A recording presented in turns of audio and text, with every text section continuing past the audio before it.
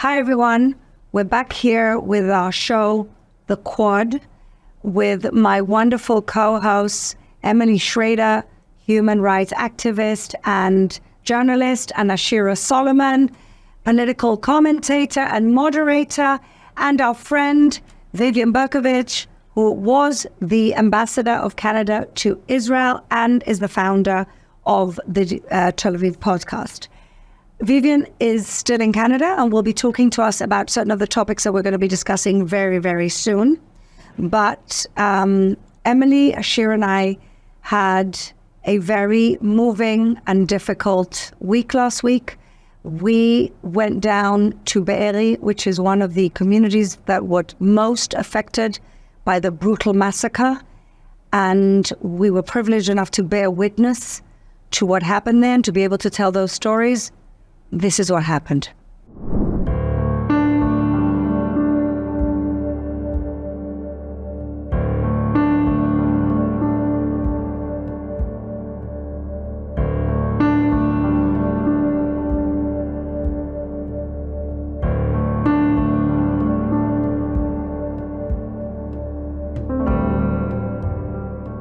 We've been inside a house that the terrorist savages came in.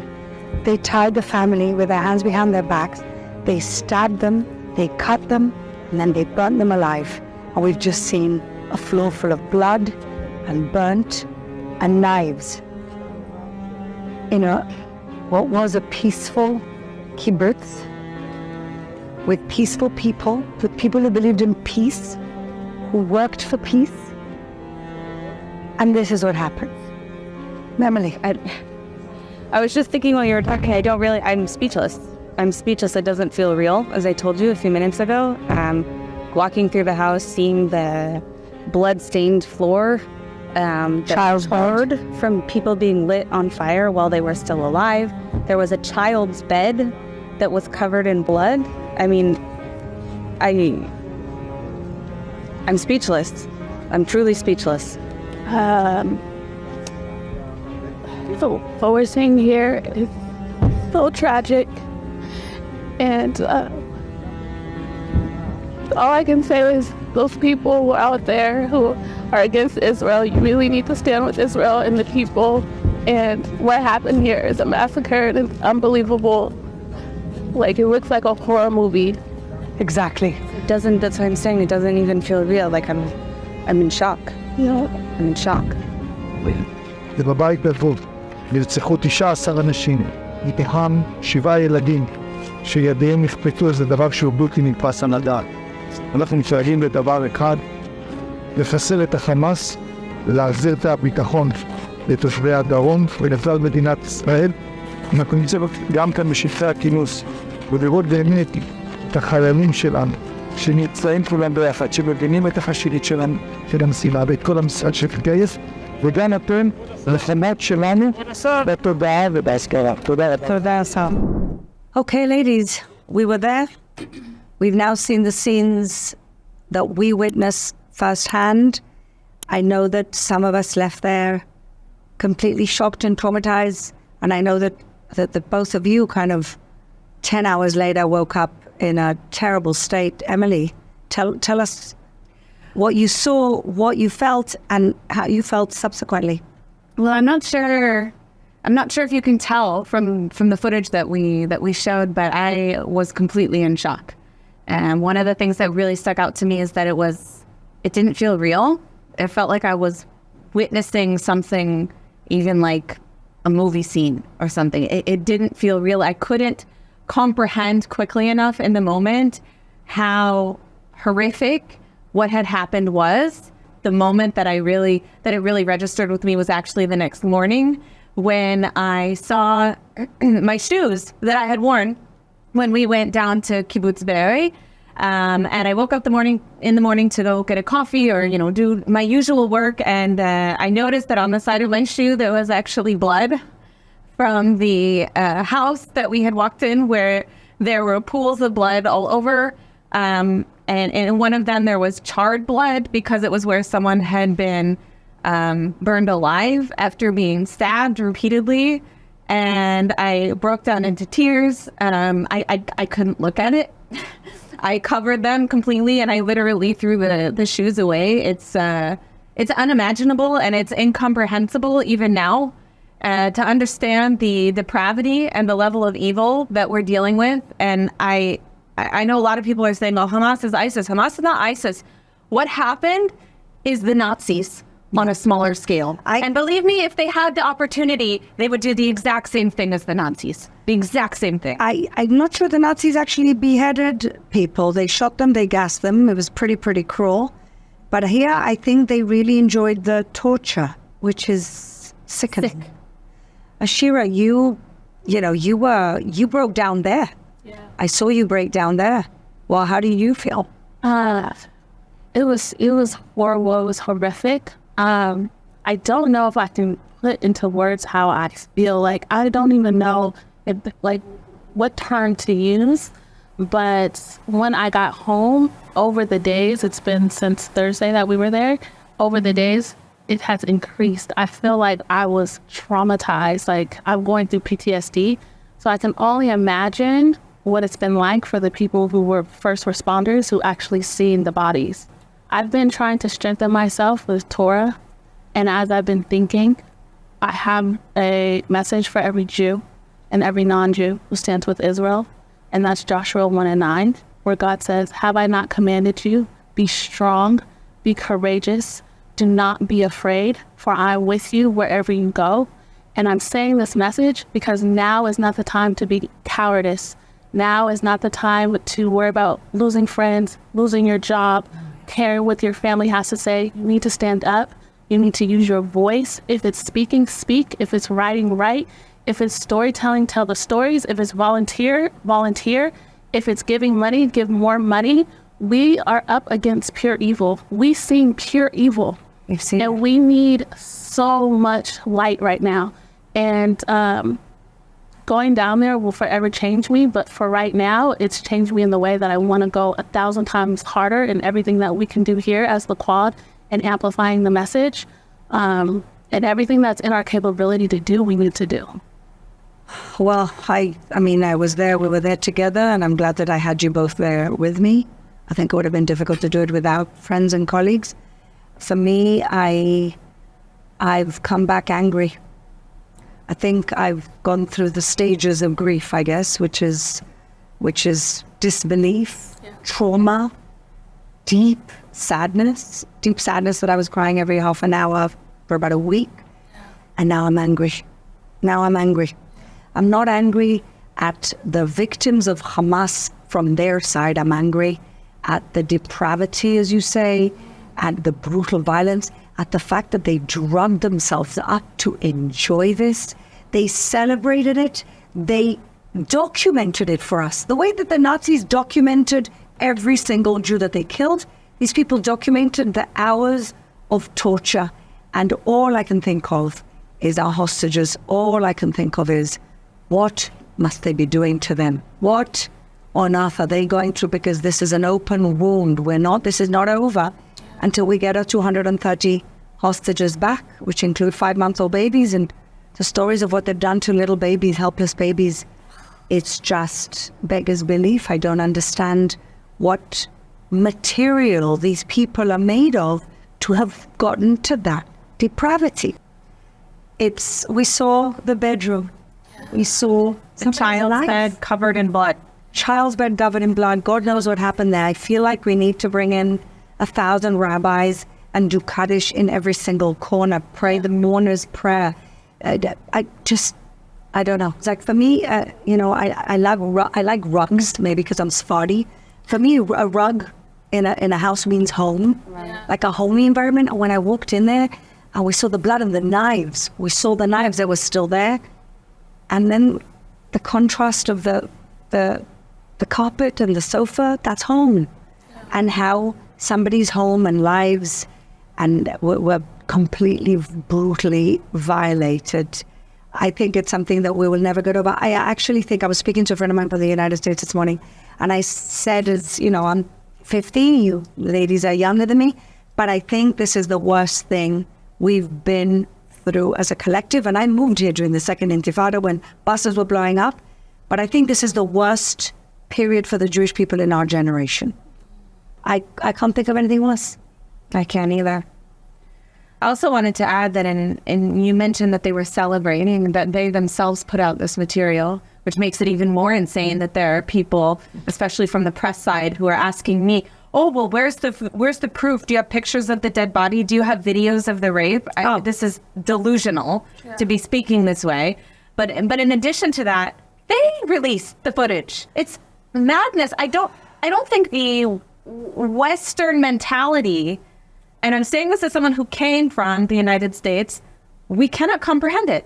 We cannot comprehend how someone thinks that such evil is not only acceptable, but something to celebrate. But I think that this not being able to comprehend it is leading us to massacre denial. Absolutely. To the point that the Israeli authorities have released all the gory videos. And Emily, I know you actually, I was invited and I can't do it. But I know that you were brave enough to go and see it. I don't want you to explicitly tell us what you saw, but how did you feel, and then how did you feel going there? Because there's two different things. It is very different. I think probably Kibbutz Be'eri hit me harder because I had seen the footage. Oh, because you knew what happened there. I had seen the footage in the seen the footage. Yes. Yeah. Wow. It was really difficult. I mean, I don't think anybody in the whole room of 200 journalists in the screening that I went to, everybody was crying. You could hear people gasping. And some of the scenes, there was a scene in which a father dragged two of his kids into the bomb shelter. Then you see a Hamas terrorist pop up, throw a grenade inside of the shelter. The father's body you see flying back, and then the children run inside. I believe they were taken hostage, although I'm not sure. It hasn't been verified. But you do see footage after that of the Hamas terrorists inside the home, eating food from the fridge while the children are laying on the floor alive, but crying and screaming. In one of the scenes, the child is screaming and throwing himself on the floor, saying, "Why am I alive?" But the scenes are absolutely sickening. Ashira, how do you think that a journalist who's actually witnessed that is still trying to make a moral equivalency between that and us fighting a legitimate war of defense to destroy a terrorist group that has in their charter they want to destroy us? I really think we are living in a deranged society. People are saying that Hamas is not a terrorist group. This is a resistance group. Who's saying this, Ashira? These are Palestinians saying this. We see people in the U.S. on college campuses saying this. We've seen the students at Harvard saying this. 34 organizations from Harvard, student organizations, came out with a letter saying this is a result of the Israeli regime, and all the violence that is unfolding is because of Israel. They're saying Hamas is a resistance group, that they're just fighting for their rights. This is not terrorism.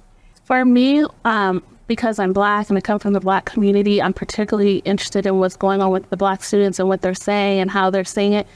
And I really feel like they have taken this story and they're saying they want to connect with other brown people around the world. So this is why they're connected to the Palestinian story. They're using this coloredness, this colored thing, Which is fake, because we're all Semitic here. And we all have a range and unfortunately, Israel is painted as this white colonial country, which, by the way, over 50% of this country is Sephardic, and they're brown.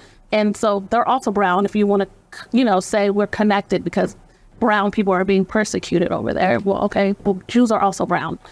But I think that they're really connected to this lie that these people are like us and we need to fight for them. They are just like us and we need to fight for them. Part of the reason this is happening is because you have some of the leaders who we discussed also some of the leaders of Black Lives Matter in some of the chapters, not all, of course. Yeah. And you also have people like Cori Bush. Yeah. Cori Bush, a member of U.S. Congress, who has spent the last week complaining about how the struggle for equality against police brutality, against racism in America is the same as what's happening in Israel. This is such a colonialist mindset of hers to be projecting American conflicts, to be Americanizing a foreign conflict that she clearly knows nothing about. Right.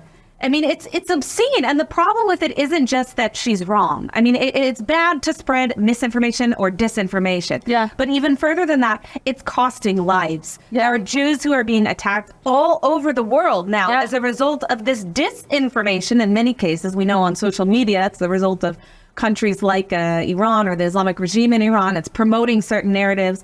Russia's been meddling in this as well. Yeah. It's just, it can't.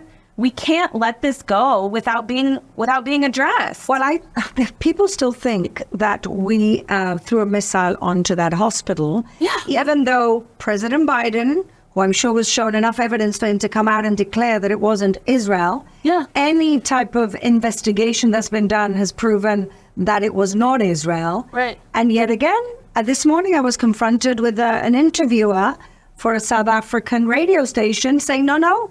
It's not clear yet. I said, well, President Biden said, oh, no, he didn't. Yeah. He said that it looked like. I said, well, if the President of the United States is saying something, I'm pretty sure that he's sure of what he's saying. Right. He actually did say that. He did say it. He did just say it. And not just once. Yes. He said it a few times. Yeah. So did French intelligence, so did multiple independent analysts. We were confronted with all that this week, but it doesn't matter. Facts, they don't want facts to confuse them. Right. They've made up their minds. This is the dissonance, the cognitive dissonance that we're continuously facing, and they will remain entrenched. I want to bring in a conversation that I had earlier with our fourth Quad member, Vivian Berkovich, who is actually on the ground in Canada. And she's really experiencing what's going on in Toronto and, of course, what's going on in other major cities in North America. And this is what Vivian had to tell us about the situation outside of Israel at the moment. Vivian Berkovich, my friend and former ambassador of Canada to Israel and the founder of the podcast State of Tel Aviv. You were in Canada when the war broke out, and you've stayed because you felt the need to do so much work for Israel, diplomatically as well as philanthropically, for the needs of the country. First of all, Vivian, just tell us what's been going on. Well, first, Fleur, it's great to see you. And I'm glad we were able to connect today. Yes, I stayed here. I had been here for my extra long usual summer holiday, and I was supposed to have flown back to Israel on October 11th. And then, of course, the world changed. And I quickly realized two things. One is I live in an old building in Tel Aviv without a shelter, without a mamad. So I was going to be spending a lot of time in the stairwell, which wasn't great. And I was, from the get-go, working 24/7 and sleeping probably like many 1-2 hours a night. There is so much to do. And in fact, I know that I can be much more useful and supportive to Israel from here than from there. So tell us a little bit about what you've been doing, where you see the needs. So initially, in the first week, it was kind of crazy because people still 7 years on call me as the former ambassador when they run into problems with the government, and they weren't getting any responses from the Canadian government. It was Canadian Thanksgiving. And so with one of my daughters, I found myself kind of within 24 hours starting up a civilian evacuation program. It was insane. How many people were stuck here, Vivian? Oh, lots. Hundreds wanted to get out. I mean, there were a lot of Canadian Jews who were just there on holiday, not all Jews. A lot of the people we took out were not Jewish. And, there was chaos at the airport, as you're aware, and airplanes, commercial airlines were canceling. And long story short, though, is working with a very small team and a phone, we started the evacuations before the government of Canada did. And I actually don't say that with any pride, because it shouldn't be that way.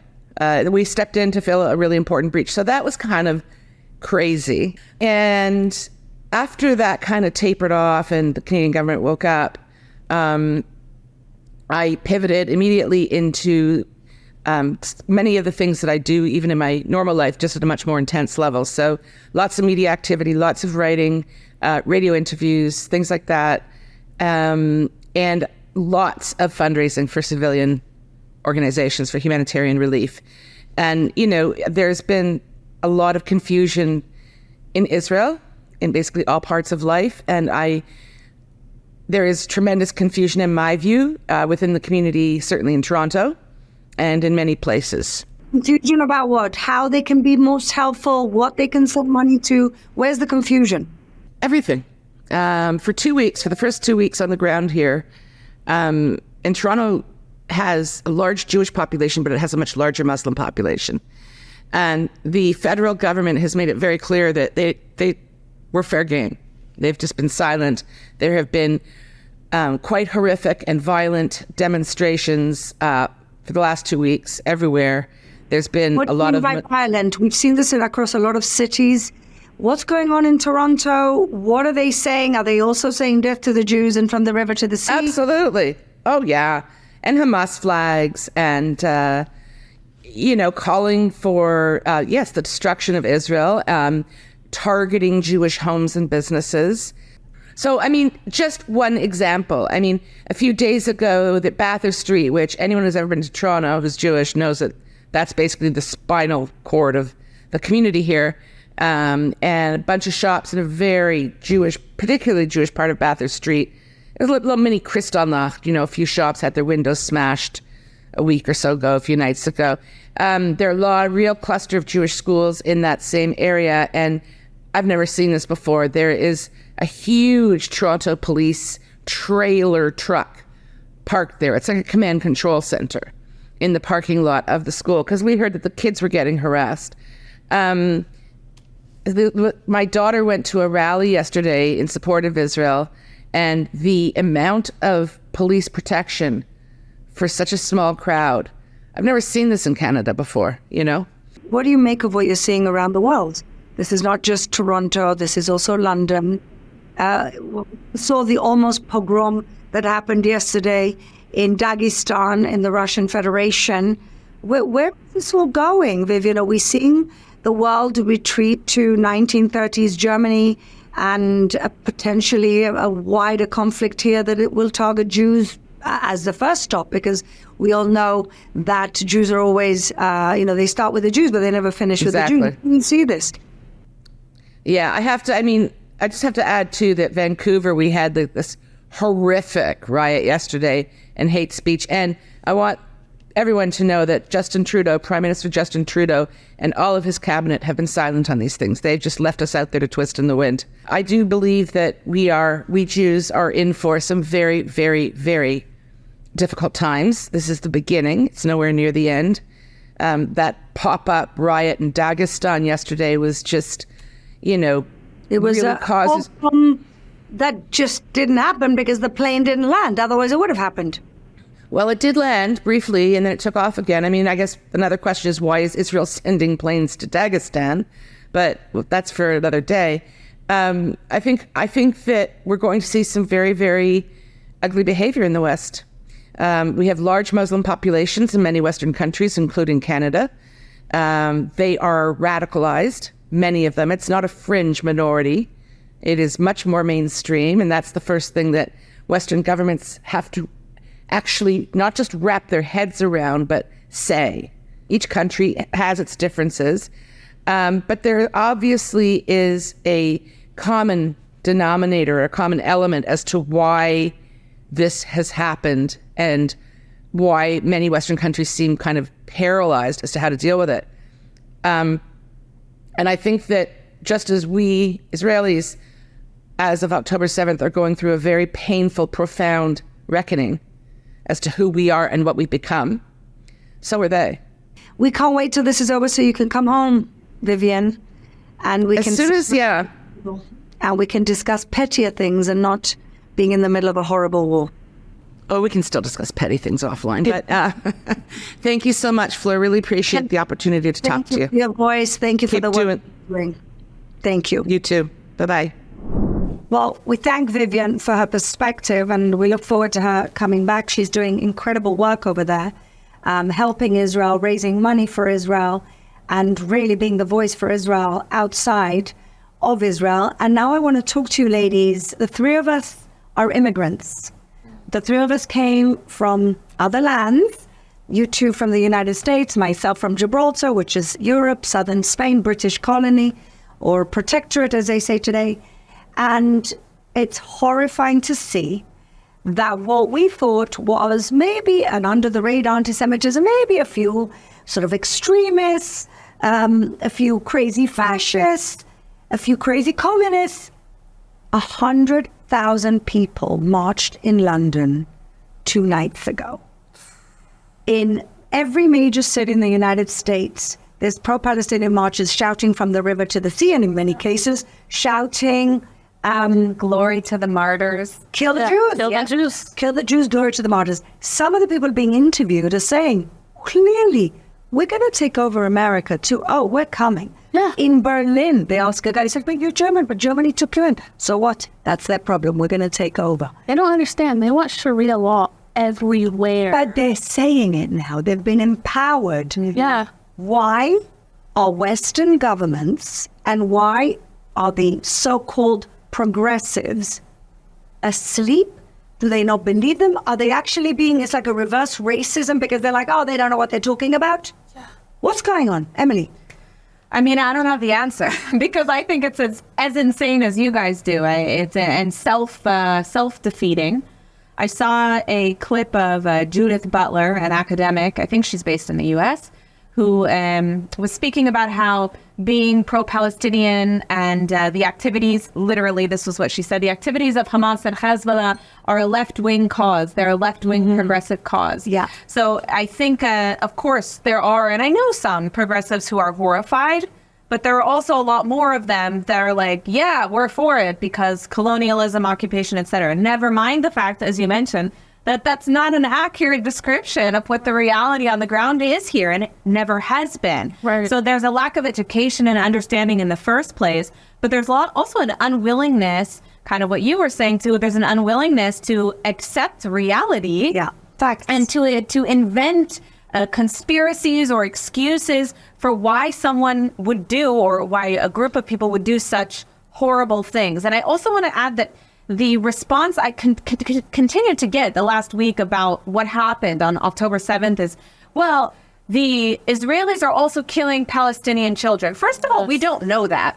I know that there is footage being released. Quite a bit of it has been from Syria, not from Israel. Yeah. All these videos have been unverified as of yet. I am actively looking to prove them because I am a journalist and I want to know what's actually being done. I am sure that there are Palestinian kids who unfortunately have been killed in bombings. But there is a massive difference between civilian casualties on a military target or a terrorist target in the case of Gaza and coming into a community and torturing and slaughtering and in some cases raping children. And I don't understand, even at the media level, why they're refusing to make that distinction. We don't want Palestinians to die. It's terrible what's happening. That's why we're warning civilians to leave the area. I'm sorry, but did we see warnings from Hamas to evacuate the kibbutz for a military operation of Hamas? No, the opposite. Well, they didn't want to face soldiers. They wanted to face children. That's right. They're cowards. I'm also trying to figure out how woke ideology has gone from woke ideology to you're supposed to be awake and fight for the rights of these oppressed people and oppressed groups and marginalization, et cetera, to we support Hamas and terrorist groups. Also, I want to point out, I know we're going after the left, but as a conservative woman from the U.S., I also have to go after the conservative side because there have been conservative political commentators who brought up the strike on the church, and they're conservative and Christian, and they use that so they could attack Israel. Yeah. So they're saying, what happened to Israel on the conservative side? It is bad, but look how they did the Christians and look at the Jews. So really, on both sides, the left and the right, they're justifying it in different ways and making moral equivalency. There is a clear good and bad guy. Yeah. It's clear. Israel is the good guy and Hamas is the bad guy. There's no moral equivalency. If we wanted to wipe out all of Gaza, we could. Why haven't we? because we're the good guys and we have a certain moral code. Yeah, I think the hospital thing is actually really interesting that it's still being peddled around. The hospital you mentioned is a Christian hospital. Yeah. This was the narrative in the Palestinian media. Oh, the IDF bombed the Christian hospital. I'm sorry, but what has Hamas done to Christians since they took power? There's almost no Christians left. And it was Hamas that firebombed one of the last Christian pastors and murdered him in the Gaza Strip. No Christians want to be in the Gaza Strip. No. It's absolute hell for Christians in the Gaza Strip because they're an Islamist terrorist organization. But nobody wants to talk about that. Nobody wants to talk about how Palestinians are treated, even under the Palestinian Authority. Yeah. Under Israeli control, Bethlehem was 80% Christian. It's less than 20% today. It's 12%. And across the Middle East, there used to be 20% Christians. Today, it's 4%. So if we're going to talk about ethnic cleansing, there's very clear ethnic cleansing going on. That's right. And that is of Christians from the Middle East. But so God forbid, is be criticizing us right now. the ethnic cleansing going on is of Christians in the Middle East. Yeah. And at the same time, the Palestinian population in the area has quadrupled. In 20 years, the Gaza population has doubled from 1 million to 2 million. Yeah. What genocide are they talking about? Right. People say, oh, well, they can't move to southern Gaza.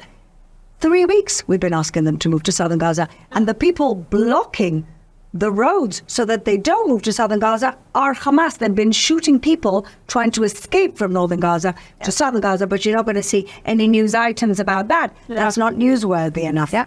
And it just beggars belief that we're still trying to convince people that this actually happened. And I think that we have an even bigger problem than that, and that is Iran. Because this level of cruelty is coming from the Islamic Republic. These types of behaviors, the things that the regime did in 1979 through today. Yeah, I mean, we've seen the footage of people hanging from cranes, LGBTQ people hanging from cranes. That's just the beginning.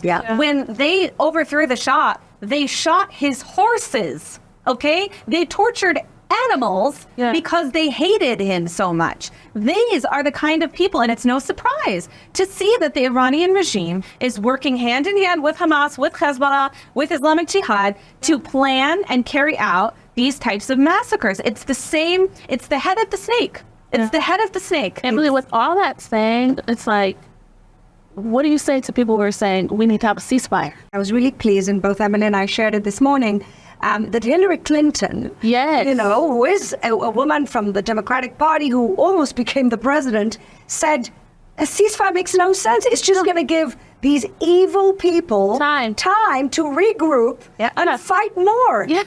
What are you, again, this is something that I keep getting confronted with in questions from the press. Why don't you want a ceasefire? I said, well, before we talk about anything, give us back our hostages. Exactly. Yes, that's what I was going to say. We don't want aid. You want a ceasefire. Release all the hostages. This should be the only demand from the international community. The only nothing changes until the hostages are released. There was a resolution in the UN about a ceasefire. I want to see a resolution about our hostages, including a 5-month-old baby and an 85-year-old woman with dementia and everything else in the middle. How dare you? How dare you? And now they're also using the hostages as propaganda when they released Habit. They treated me so nicely. Oh, look at her shaking the hand of the terrorist group. So the only hostages they've released are hostages that have other family members still in captivity. Exactly. And everyone's like, why is no one reporting this? Hamas was kind to them. They're treating them well. They're covering up the woman. They're feeding them and giving them water. They're nice torturers. Well, let's take this poor woman, in the context. She's still got her husband in there. What do you think she's going to say? What's she going to say? What's she going to say? This is psychological warfare. Yes. What is that poor woman going to say? God knows if she's got Stockholm Syndrome. God knows what they did to her in there for her to say this. And I'm a little angry because I think that the hospital, whoever was responsible, we handled that very poorly. To put an 85-year-old woman who's just been through the trauma of her life, whose husband is still in there, and put her on camera like a circus with the whole world. I'm very disappointed, and I hope that now I hope they release all the hostages in one go, because this drip-drab is the psychological warfare that is coming. Now, ladies, we started in the last show a segment that we want to continue called Scumbag of the week. Yes. Scumbag of the week. We called it something else last week, but we want to keep it clean today. And so we came up with a wonderful, a new term, Scumbag of the Week. And unfortunately, we have many to pick from, but I asked all of you But a heavy to week. pick one. It's been a heavy week of scumbags. Yes. Ashira, give us your Scumbag of the Week. My scumbag of the week is Sean King, who is a white man. I just need to say that because he's Why? been... Does it pretend he's not white? He pretends that he is a black man. Oh, he's not?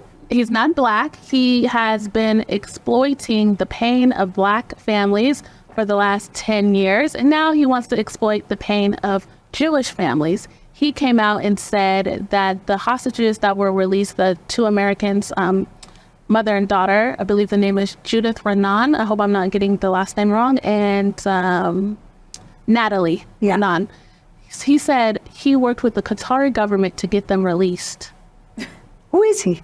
Does he have political office? No. He's a guy? Yeah. He said and not only did he say he worked with the Qatari government to get them released, he said the family reached out to him personally Because they know who he is. for his help. And the family came out and denied it and said, we don't even know him. We don't even know this. We don't even know him. We never asked him for help. Sean King? Yes, I think he needs to seek therapy because he's having strong identity issues because he believes he's black. Oh, he does? Does Yeah. he have any type of background? No, not at all. He's from Kentucky. And listen, the black community doesn't want you and the Jewish community doesn't want you. Sean King, Scumbag of the Week. Emily. Also important to add about Sean King that he's a massive anti-Israel activist. Yes. He's obsessed with the issue, has been for a long time. But yeah, I mean, this co-opting of other people's suffering is And he's making tons of money off of it. yeah. Who's paying this dude? Black Lives Matter. Oh, of course. Okay, enough said. Emily, Scumbag of the I Week. mean, there's so many. It's very difficult to choose. But I guess I will. I already talked about Cori Bush. She's definitely a scumbag of this week and seemingly every week recently. Yeah. But actually, I was gonna talk about Erdogan, the president of Turkey. Oh, yes. Turkey, as we have discussed, has had massive protests in favor of Palestinians, many of them violent, calling for violence and terrorism against Jews. And instead of calming the situation down, even on his own soil, Erdogan has done the opposite. He came out with a statement claiming that Hamas is not actually a terrorist organization. He also has a long history with Hamas. Yeah, he's given citizenship and homes and different assistance. Funded the flotilla. That's right. I remember to Hamas over the years, and he tried to play both sides, having diplomatic relations with Israel at the same time supporting Hamas. And now we really see his true colors coming out. So it's definitely a scumbag of this week and probably many more weeks to come. Yeah, he's been a scumbag for a while. Your Scumbag of the Week, Erdogan. So I have scumbags, but it's a collective, okay? Okay. And these are the people who comment on the families and the mothers of the kidnapped. I've got two friends who are mothers of kidnapped children. One is Rachel Goldberg, Poland, who made an incredible speech at the UN. In case you saw her, she's the mother of Hirsch Goldberg, Poland, who is just 23 years old a few weeks ago. And the other lady is called Rena Nagomi, who's got a 12-year-old and a 16-year-old son that were kidnapped. Now, these women are going out and appealing to the world. They're doing everything they can. They're fighting like tigers to get their children back. And there are scumbags that are writing on their pages, on their social media. All they've asked for is bring our children home. That's all they care about. That's all they've asked for. They're not getting political. They're not talking about anything except bring our children back. And you have a group of scumbags who are insulting them and who are writing horrible things like, we hope you never get your children back. We hope they're already dead. This is what they're getting on the social media. So I have a message for those scumbags. These three women here and Vivian, we picked a life of public service. We picked a life to be in front of the cameras, to be on social media. We can take it. Throw it at us because we chose this. But these mothers did not choose to be in the front of these campaigns. These mothers were drawn in by these cruel terrorists who took their children away from them. So if you're going to pick on somebody, pick on us. Don't be cowards and pick on those mothers that all they want is to see their children again.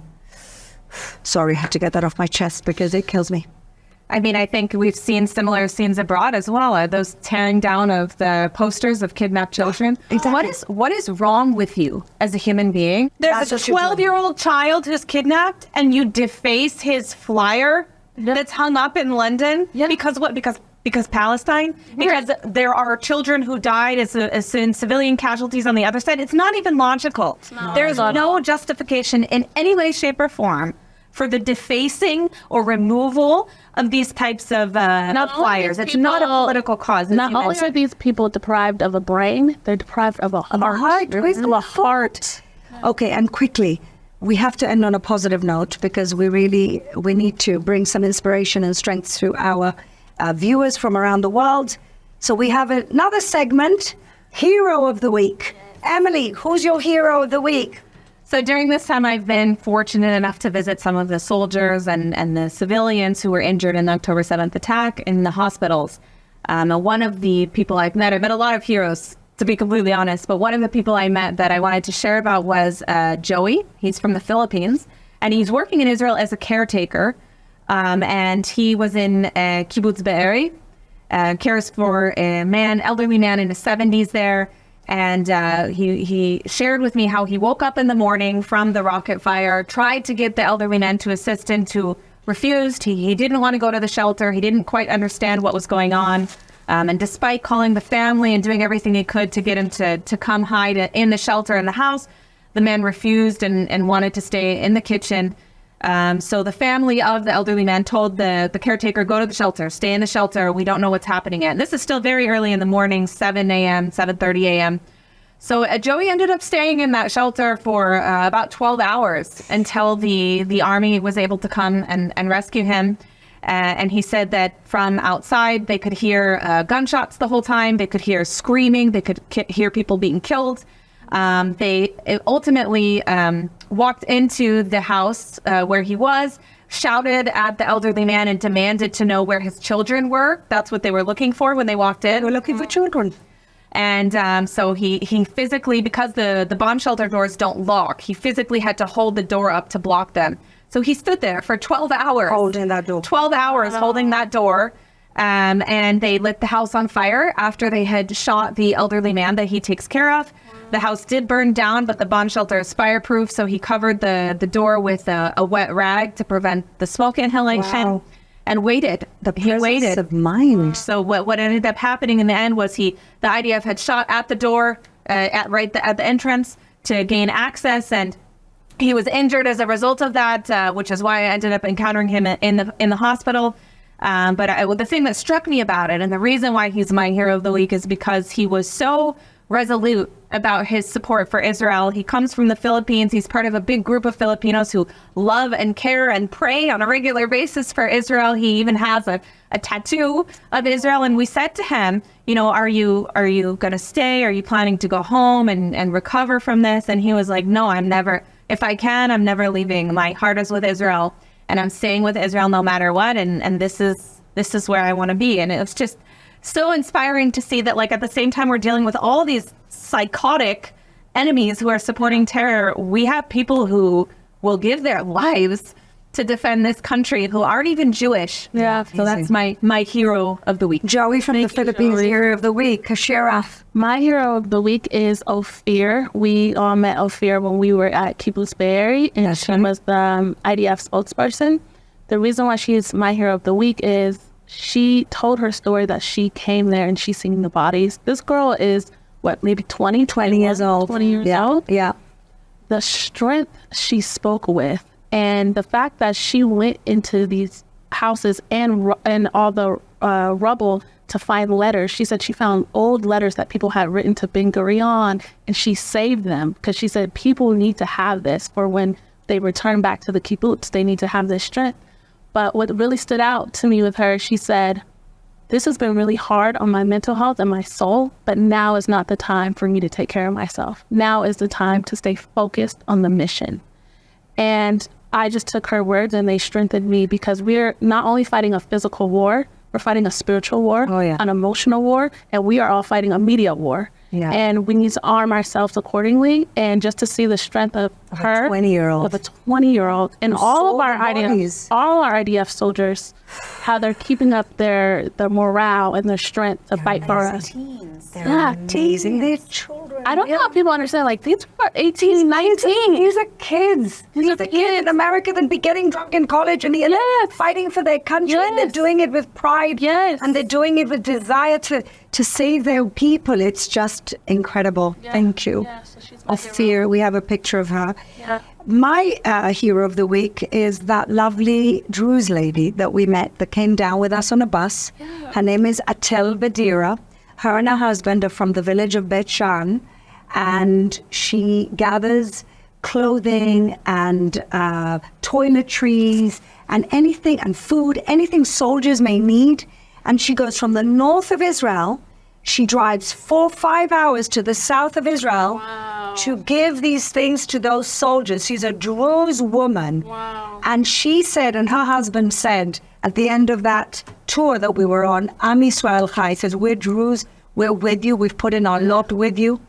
It reminded me of the story of Ruth. You know, where you go, I go. Where you go, I go. Your people are my people. Yes. I just have to say the Arab-Israeli community during this conflict, I know we have tensions and there are inequalities and we have to continue to work on those things. Absolutely. But the response I agree. of the majority of the Arab-Israeli community is one of the most powerful things I've seen. Yeah. I mean, we are, you know, when we say Am Yisrael Chai and we're talking about the state of Israel, it's not just Jews. No. It's not just Jews. It's us and all the minorities who have, like Ruth, thrown in their lot with us, the Jewish people. We owe them so much, and we will protect them as we protect our own. Yes. Ladies, And then it's I Nenatzeach. can't end something without saying that anymore. Yachad Nenatzeach, Am Yisrael Chai, and we'll see you next week.